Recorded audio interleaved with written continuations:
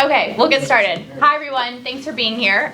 We have a wonderful panel here today. So I thought, everyone here on this panel has different roles within big organizations that are making a big impact on many enterprises and the AI landscape. So I thought we could start by going around and saying what you do in your role as it relates to AI, and then maybe how that's changed over the past 18 months with what we're seeing in generative AI specifically.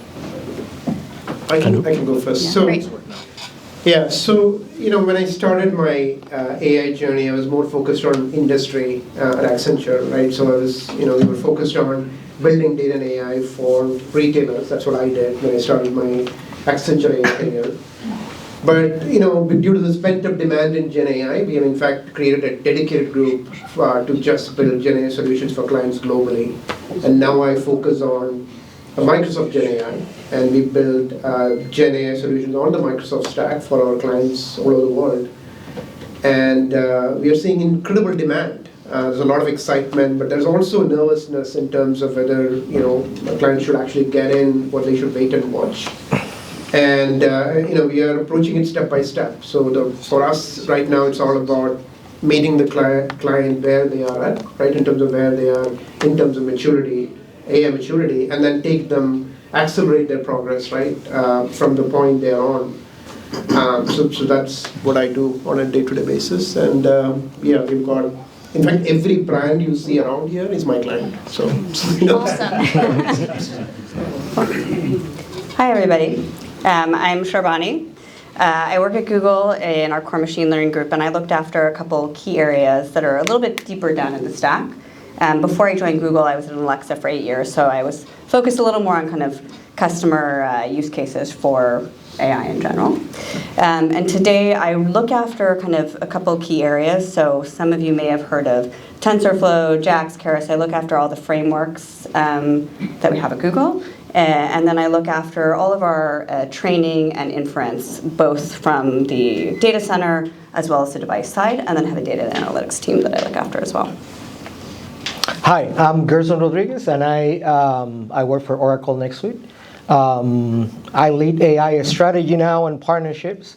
Before that, I was on a more technical role. I used to lead platforms, so all the layers of customization, infrastructure, data science that supplied services for our products. So we offer products on the enterprise, ERP, CRM, a bunch of things that that companies use, and those products are founded on a platform, not only infrastructure but a software platform that allow people to build stuff on top of it, and our own internal teams, our developers. So I used to lead product management on that area, and then generative AI came to place, and they said, we need somebody that has the background who can strategize and try to do something so that we can have some answers for OpenAI and the Googles of the world, and here I am. Awesome. Everyone has very different complementary roles. So I think, one of the things we've been talking about at Madrona, but then also broadly, is there's all these different functions within enterprises that can adopt AI in different ways. So from each of your perspectives, which business functions do you think are most ripe to integrate AI into their workflow? And where do you see the most opportunity in AI being integrated into different workflows throughout this coming year? So you mean a business domain, like HR, finance, or? Yeah, within a business domain. So again, it depends, right? I wish I had a simple answer to that question. It depends on the industry you're in, right? So the way retailers think is very different from how manufacturing would approach it, right? It's very different for financial services, so it does vary. But right now we see a lot of focus on productivity, right? So it's about improving employee productivity, which is easy, right? It's an easy win, right? You can do a lot using Gen AI. Right, whether it's writing a better email, summarizing an email, right, summarizing documents, creating better PowerPoints, whatnot. And so we've seen this explosion of co-pilots for field employees, right, employees who are in the field, or even internal employees, right. It's really easy. It could be a co-pilot, HR co-pilot that answers questions about your PTO, your benefits, right, whatever. And then in retail, we are seeing, like a simple example, right? Barista Copilot. Right? Let me make the life of a barista easy. So, by providing them a Copilot on a handheld device. Same thing in banking also, you can deploy Copilots for the field staff, right? To answer simple questions, make their job easier. So those are some areas where we are seeing, introduction of Copilot, right, improving employee productivity. And there was an IMF report that clearly showed a 40% improvement in productivity, right? It's good in the sense, of course, the employees are becoming more productive, but there's also risk, right, of job displacement. If I can do the same amount of work with less people, right? If I can, cut 40%. Then why do I need as many people? So there is a little bit of a discussion happening in terms of what that means for the broader society.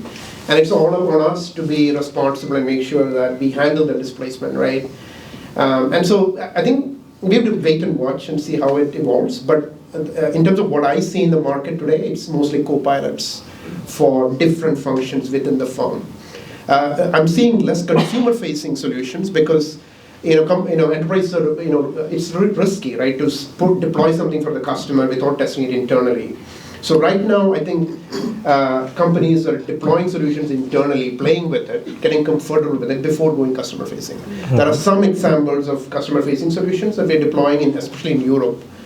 But I think right now the focus is more inwards, building solutions for the employees, and then over time, build more customer-facing solutions. At least that's what I'm saying. Thanks. Sharbani, which roles at Google do you see are integrating AI the most into their workflows? Well, I think one of the things, I'm going to go a little more general on this one, if that works. Yeah. So one of the ways that generative AI kind of has changed how we're interacting with tech in general is probably most of you have been playing around with prompt engineering. Yeah? Everybody's playing around? Okay, great. So that's really, I think, in the short term and longer term, going to be up-leveling how much logic and systems thinking you have to be bringing into programming in general and whatever you want to build. And prompt engineering is great because it's accessible to any function. You don't have to be an engineer, you can be a designer, you can be a PM and go out and be prototyping. And so one of the areas that I'm actually most inspired by right now is some innovations around visual programming frameworks in general. So you don't even have to be typing. You can just be thinking about what those pipelines might want to look like. Or you can be a designer and just designing. I think Figma has now, you can convert your designs straight into code. And so basically, how do you need to take a lot of the kind of more basic building blocks of code and just imagine what you want to build and be using, kind of tuning more into that higher level logic? I think that's kind of the place where I think we can be going in the future. Yeah, so a lot of productivity impacting how people code and how product is created. Yeah, it's just even up-leveling a lot of things that we would consider to be basic productivity. Like when you were able to start actually setting alarms and timers and starting creating routines and, when people started really hacking it this and that, you were able to do so much more in your life and start having deeper levels of thoughts, deeper level of interactions, higher states of flow. And this is just taking that to the next level. Awesome. All right. I might take a general too, but I might combine a little bit of what these folks have said here from a different point of view. So enterprises are looking to do 4 things, no matter where they are, profit or non-for-profit. It's just 4 things that they're trying to do, and AI is going to have an impact on those. Acquire and grow their customer base. That's number 1. Number 2, create great products and services. Number 3, improve your cash and profits. And number 4, hire and empower the best people possible. Those are the main 4 things that any enterprise do. Where are we seeing the biggest changes right now? Initially on the top of the funnel, which it was acquire customers. All that has to do with that sales, marketing. There is a runway on that. Initially, but now we're also seeing a lot on creating great products and services. What you mentioned about developing, being able to build stuff from generative AI is an example that we're seeing software companies trying to get access to some of these platforms so they can create fast solutions, and companies, just regular enterprises, they can create fast solutions to go there. But we're seeing a lot about managing your inventory, demand forecasting, understanding your customers better, and understanding the different flows of supply chain around the world. Since the pandemic, we have seen an enormous emphasis on AI applications to try to figure out not only where is your shipment, but where are the raw materials that you need to get in order to build the best product at the cheapest price. So it's all about doing the most with the less, but on those 4 areas. So if you are building something or you're planning to build something on AI for the enterprise, make sure that you are aligned either with any of these: acquiring and grow customers, creating great products and services, improving your bottom line, cash and profits, and developing applications that will help people to hire and empower the best, like you were saying. Great. How are you seeing enterprises make the decision to buy something generative AI related? So plug in OpenAI or another model, or build something from scratch in-house? Yeah, in fact, it's a great question, right? So, we call it buy, build, or boost, right? Those are the 3 options, right? You can either buy something from the market, OpenAI, or, Mistral. There's so many great models out there. That's one option. And build, use that as is. Or you can, fine-tune a model, right? You can customize it, which we are doing, by the way. Not a lot, but some. So that's more like, you can think of it as extend or boost. And then there is also customized, right? So those are some of the things we're seeing. And then there are some clients who are actually building LLM from scratch, right? Bloomberg GPT was a good example where Bloomberg actually invested millions of dollars in building it. But the reality is building a custom LLM or building your own LLM is extremely expensive. I'm sure you guys know that. You're looking at hundreds of millions of dollars, right? In some cases, you can do it with a few $1 million, but then it won't be that good, reliable, accurate, and whatnot. So my guidance to most of my customers is to buy, right, and to some extent customize, right? So maybe use OpenAI or Google or whatever different Gen AI stacks available in the market. The vast majority of clients right now, they don't have the maturity to build an LLM and or customize or adapt it. So the easy thing you can do is call an API, right? Call your OpenAI APIs and build as much as you can. And so again, it depends on the maturity of the client. If the client is very mature, then yes, they can start looking at customizing existing LLMs or maybe building their own LLM. But I would recommend that building LLM should be the exception. You don't want to build your own LLM. Maybe 2% or less cases, yes. Like healthcare is a good example where, if you're doing something really niche or super complex, yes, maybe neuroscience or something, right? I can see an LLM add value. But for the vast number of cases, you can use one of the LLMs from the hyperscalers, right? Either Google, Microsoft, AWS, or others. And then one thing I've seen is customers building interesting solutions by simply calling those APIs, right? I want to give one example because we just released this in France a couple of weeks back, and there's a lot of excitement around it. And that is to build solutions to enable customers to do things themselves, right? Whether it's fixing your car or reimagining your living room or your kitchen or painting your house. So there is this trend, especially in Europe, towards DIY tools using Gen AI, where they are building solutions that a customer can simply, as a chat, it could be a chat interface or voice, doesn't really matter, multimodal as well, where the customer could go in and say, hey, help me paint my house. How many liters of paint do I need? And here's my budget, make it all happen, right? So you impose those constraints on the solution and it comes back with the answer. We're seeing a lot of that. We also believe that shopping as we know it is going to get completely disrupted. Right? Gone are the days where you do point and click shopping and you do, you search for some stuff, put it in a basket, pay for it. That's gone, right? Now it's going to be more abstract, right? You can go from a customer's abstract intent to a purchasable outcome, right? So the customer might want to reimagine their living room or kitchen or whatever, or they might want to, make a Italian dish for dinner. you can go from that intent to a purchasable basket, right? So you can create a grocery basket, right, for them with all the ingredients, and then they can say things like, hey, I have eggs in my refrigerator already, and it'll negate that. So what we are seeing is this combination of not just the foundation model, but also reasoning engines on top of that. So you're going to do some level of foundation, you're going to call the APIs, obviously, and then you're going to reason on top of that and provide customers things that are, very usable, right? Whether it's booking a trip or whatever. And I'll make one final point, and then I'll wrap it up. We also think that the future belongs to agents, right? And these are, in the past, you go to a web or a mobile app, and then you do your purchasing or whatever that you do. In the future, we think there'll be passive agents, AI agents that are based on LLM foundation models and reasoning, that's going to live somewhere, right, in the digital space. And they'll go and do things for you, right? They'll go do shopping for you. They'll be your health advisor, your therapist. They could be your financial advisor, whatever, right? And so that's the world we are going into, and I think it's good for enterprises to start building those agents, or at least start envisioning them by simply calling the APIs. I would say don't build LLMs, don't even do customization, just call the APIs that the Googles and the Microsoft are providing, and build great apps that are super customer enriching and improve that, right? If you, at the end of the day, if you win the customer, then everything else works for you. So that's what I advise my clients. They're not the Googles and the Microsofts of the world, but they are average retailers and CPGs building solutions that are enriching the life of the customer.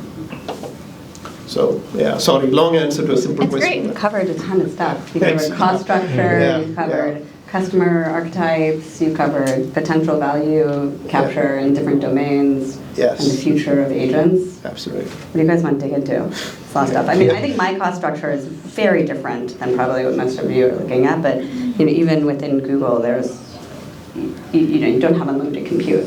That's always going to be the big constraint, and when you're trying to actually train a new model, exactly as Anoop said, I think, most practically you're going to want to be looking at chaining or cascading and focus relentlessly on those end customer use cases that you're actually trying to solve for. And we are seeing, that kind of API first versus model first. And there's very few people are going to be coming in and, digging into JAX and building LLMs from scratch. You're usually going to be coming in, fine-tuning for your different use cases. And a lot of your European use cases as well, there's a lot of changes. I'm not a lawyer, there's a lot of changes coming in privacy, et cetera, and when you want to be fine-tuning on personal devices, on personal data, et cetera. So a lot of the API first makes a lot more sense in that case. Yeah, build, buy, big question right now, all over the place. Deloitte put out a report last year at the end of the year saying, hey, out of all study, I don't remember the number of CFOs, but they were saying 85% are saying, yes, we're interested on AI, especially generative AI, but only 1% had budget for it on 2024. And when you ask why, the main reason, because they don't know what to buy, they don't know what to do with it. So one of the things that factor on this is people basically is getting ramped up with the technology, understanding what is new, what I can do. And you will see that across the board. But you're right. There are we thank you for recommending your customers to buy. That's great. That's what we talk. That's what we recommend as well. But we see customers who are building on their own. 3 weeks ago, I talked to the CTO of Procter & Gamble, Vito Citarella, and I asked him, why in hell do you build an LLM for your company? Why you go through that whole thing? You don't have the infrastructure, whatever. His answer was there are a series of pointed use cases and functionality that we need here that none of you guys, not Microsoft, Oracle, Google, is going to build, because you're building foundations. You're building specific models that are more foundational and that will get me through APIs and so forth. But I need to get a little bit deeper into how I use my data, how we use the processes, and how my customers around the world will use the technology and interact with us. So in that case, for them and for that size of a company, probably makes sense. But when it comes to that decision, It's going to be about, do we have the capacity? Do we have the know-how? Do we have the case? Does it make sense? And we will see with the growth of open source, we will see more people diving into that. Mid-size, big company, then mid-size, and then pretty soon, in 2, 3, 4 years, people will be using Vertex AI to do a bunch of greater stuff, extending the platform and so forth. So we will see more into it. But right now, I think the buy is bigger because of lack of knowledge and the cost. It's too costly. And I want to add one more point. As Gershon was saying this, about P&G, right, where they want to build an LLM. Well, I would guide them to just use an SLM, right, a small language model. If they're so particular about a use case, right, they want exclusivity and they have some secret sauce. Don't build an LLM, just use an SLM, or maybe build an SLM, which is not, you don't need to spend hundreds of millions of dollars to build an SLM. 5.2 is a good example. Orca is another example. I'm sure Google is going to do something in the SLM space. So I would say maybe that $1 million at best, maybe less, build an SLM. Right? That's, I would suggest that to a P&G if the customer asks a question. And the other question, and I think it's relevant here, a lot of times when we go talk about GenAI to CIOs, the first question is, show me the ROI. If I'm going to invest a single dollar on GenAI, what's the ROI? And the best answer I've seen so far, based on some research, is, for every dollar you invest in GenAI, the best case is an average of $3.5, right? That is the return. And that you can only realize it after 14 months, right? So if people ask you to show you ROI, there's no ROI day one, right? It's going to take 14 months and beyond.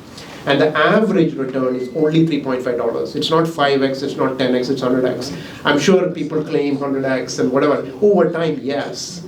But so that's something you want to keep in mind, right? And the risk of building an LLM or customizing an LLM is, if the rate of return is so low, right? If it's just 3.5x, it doesn't make any sense, right? Because by the time you realize the value, it's going to take time, and there's a risk of things becoming obsolete, right? Because none of the LLM tech we deal with is future-proofed, which means it's changing constantly, things are getting better.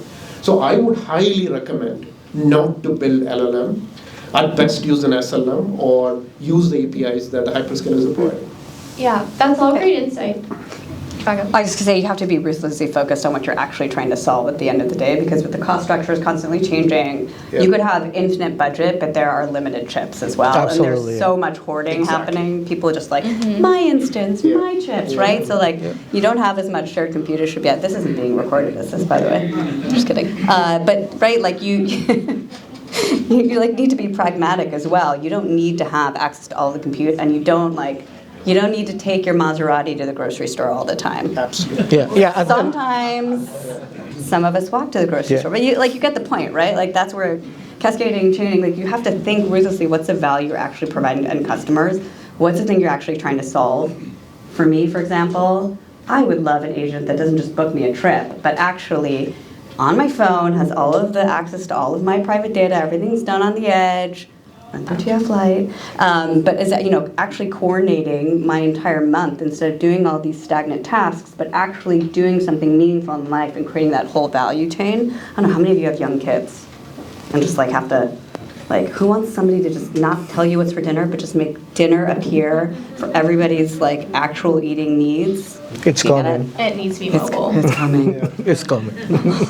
Okay, so that brings us to our next question. So we talk about, when we remove the challenges of adoption from the perspective of decision making and knowing what you want, but we have that big vision of our calendars being automated, having agents order our meals, make our scheduling appointments, organize things within our work calendar and set up meetings and more. What is the biggest technical barrier you see to getting us to that point today? So again, I think it's great to build cool things, right? But again, going back to ROI, right? If you're going to build something that's not going to give an ROI, nobody's going to build it, right? So I would say you start with the value calculator, right?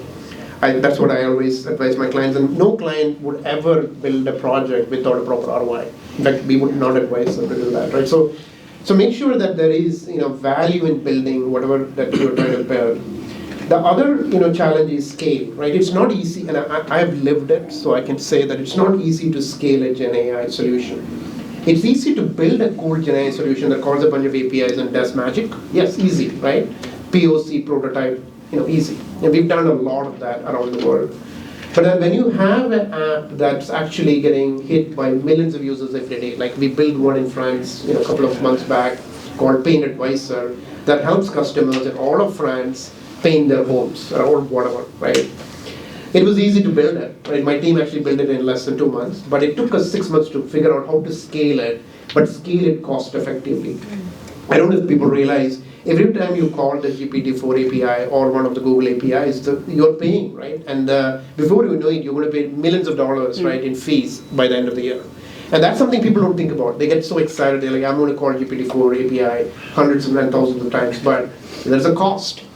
So the trick is to build cost effectively, right? Keeping ROI in mind. Otherwise, what's going to happen is you're going to build a bunch of things, ROI won't be realized, the cloud costs are going to skyrocket, and people are going to get disappointed, right? That's the real risk. So I think scale is a big challenge, right? We are still all collectively trying to figure out how to scale cost effectively. That's not easy, that's complicated, and there is this whole concept of switchboard, and I don't want to get too much into it, but it's like, you can use multiple models and you can route calls appropriately and all that. Anyway, that's one challenge, right? So scale and cost is a challenge. Second is ethics and societal implications, right? Could be job displacement, it could be, I'm going to do this and make everything productive, but then what do I do with the folks that are no longer, adding value, right, directly? So there's a bigger, broader societal issue about job displacement and how to deal with it. I don't think, honestly, anyone really knows what's going to happen, right?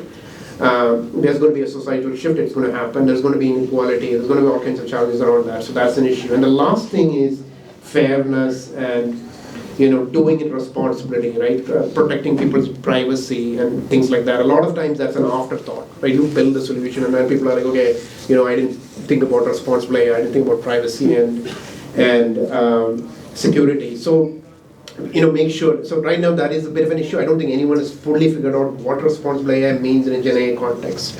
Security, privacy are all concerns. Cost, scale are concerns. And then lastly, this is one technology that's improving at exponential pace. So whatever you build will become obsolete in a few months or a year. It's just fast. It is. So if you look at web, mobile, and other technologies, right, they all improved at a linear scale, right? Like every year, web would improve 2x, 3x at best, right? But this is one technology where the improvement is happening at exponential scale. So imagine a ChatGPT that could be 1,000,000 times better, right, in a few years. Not 10x, not 100x, but 1,000,000 times better. The risk with that is if you are building a solution today, if you're not making it, backward compatible, forward compatible, not thinking through all that, your solution will become obsolete, right? It would get baked into whatever is going to happen next. And the other thing that this is my personal belief, I feel like Gen AI is eating old school AI or classic AI. What I mean by that is, a lot of things we did in the past, right? Supervised learning, predictive AI, whatnot, is getting like Gen AI, the foundation models are going to get so smart that they would invoke these algorithms within itself, right? At some point. And then the question is, do I really need to do AI? And I think Mark Anderson said software is killing the world or eating the world. He said something like, I feel like Gen AI is eating the world to some extent. And making sure that, so the last challenge is future-proofing whatever you build, right, is going to be a challenge. So you have to take a risk and you need to build it, hoping that, whatever API comes next, is able to support you and you're able to make forward progress. But, lastly, I think the risk of exponential improvement, it has to be factored into whatever you do with Gen AI. I think a big piece of this, the things that I think about daily are how are you basically applying software best practices to science. A lot of kind of basics are still being developed. So how much of the cost structure do you guys want to dig into? Do you guys actually care about talking about cost structure? I mean, when I there were a couple things that you touched on there. So you were talking about like models are expensive to run. Let's see, where's some of the other things that you talked about. So like when you look at the cost structure for actually using Gen AI, every time you are you're actually using the APIs, every time you have one instance, you're doing a runtime, that costs money. But actually training, you are running thousands of times the same instance to try to train something. So training is actually the bulk of the cost. And so when you're thinking about, okay, what am I training? Again, you have to go back to the end use cases and think, what am I actually optimizing for?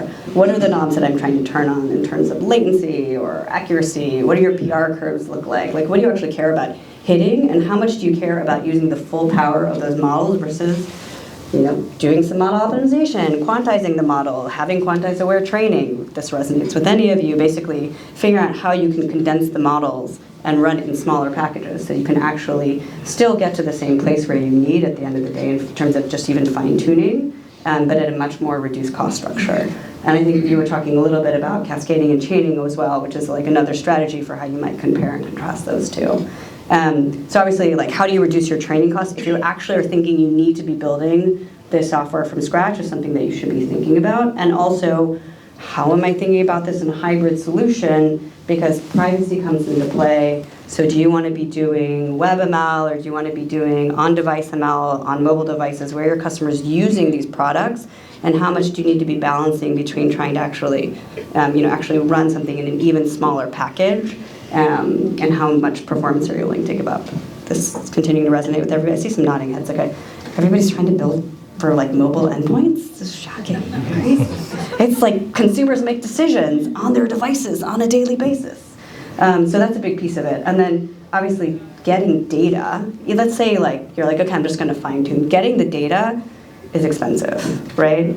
And I think there's actually going to be a ton of innovation in the hardware that gets unstructured data, and I think there's going to be a lot of need for more expertise in those non-fungible areas. I mean, how many people have expertise in real-time communications or media streaming, where a lot of these incredible experiences are going to happen, from making decisions on shopping, like real-time deciding what should be in my house. All of that is happening while you have to be able to understand and process all of these models in an extremely low latency environment. So most end customers can tell when stuff's off if your experience hits over 300 milliseconds of latency. Do you think most of these large language models are running in that kind of latency? Like, this means you have to get it down to like a 30, 20 millisecond piece of latency in your latency stack when you're looking at those end experiences. It's a little mind-boggling when you're actually trying to like figure out, okay, how do I smush down this model enough, right? But you're trying to get that data because data is expensive. Absolutely. For all of the fairness and privacy use cases. Absolutely, yeah. Sorry, I can continue rambling on this, but I want you to, because we started talking about unstructured data, so I feel like you probably have a few things to. It's not a hot topic. I have one that is that keeps me up at night. A barrier, and it's trust. It's a big deal. We need to solve these issues of hallucination, and we need to solve it quick. And I'm going to open a window into the future for you guys who probably are seeing Gen AI through ChatGPT and that kind of stuff.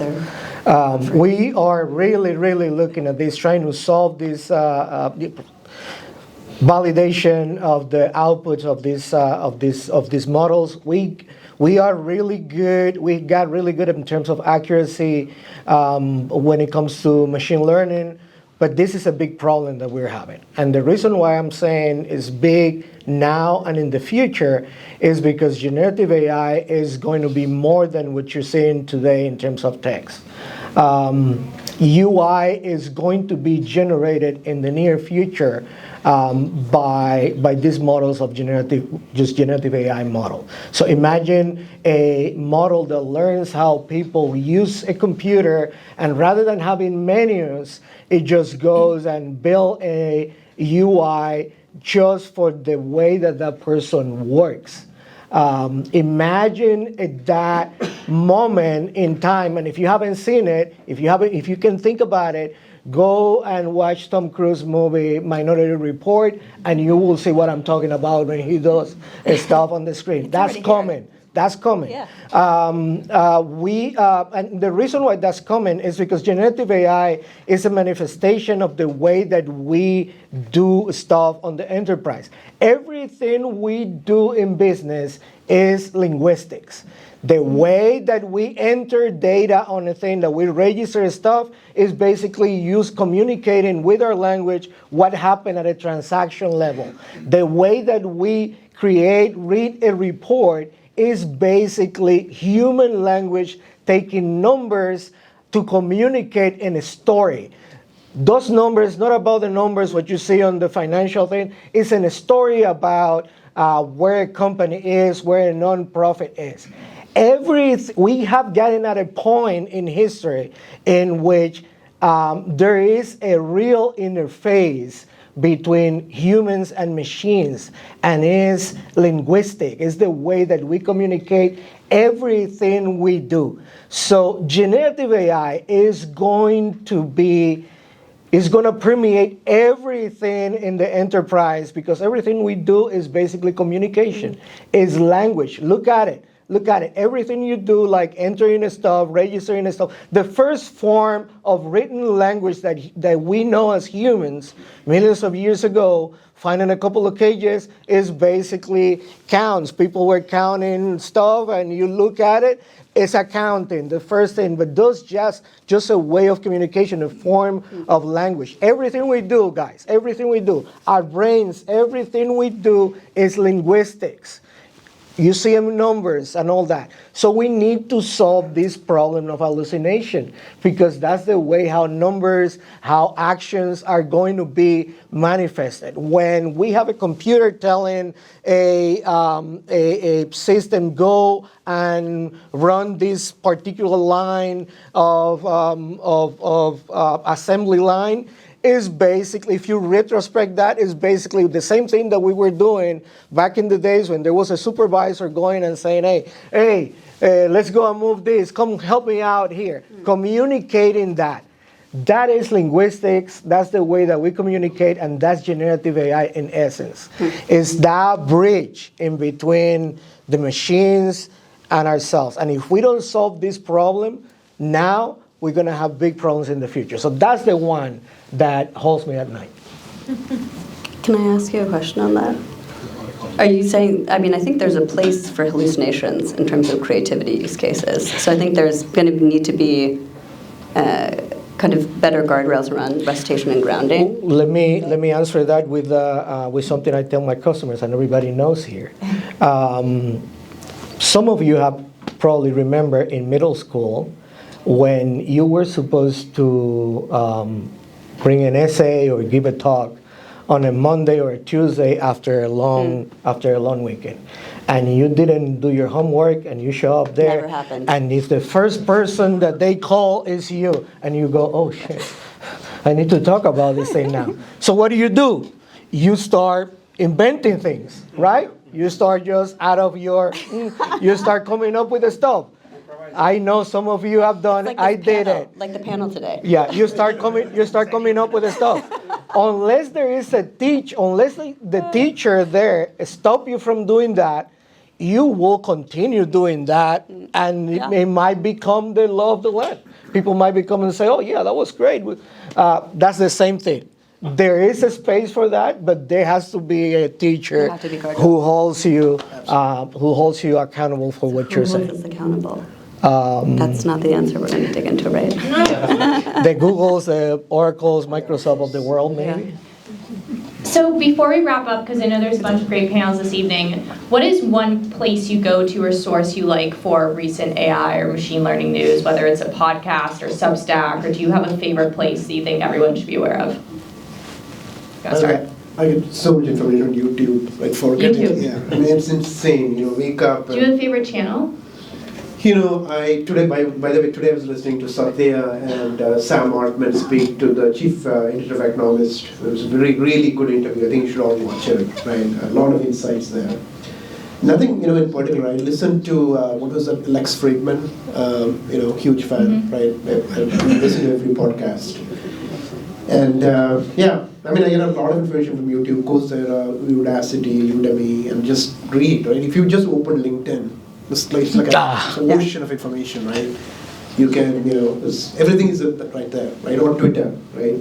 And you listen to some of those Gen AI channels, you get so much information. In fact, there's an explosion of information. It's hard to absorb everything, But yeah, I mean, I think it happens organically for me, right? It's not like I'm deliberately trying to learn, but it just keeps coming, and you learn through osmosis, right? You sit in a room at Microsoft and you learn a lot. You go talk to Google, for instance, and you learn a lot. So yeah, very organic, and I'm motivated because I do this and it's my livelihood, so I learn more.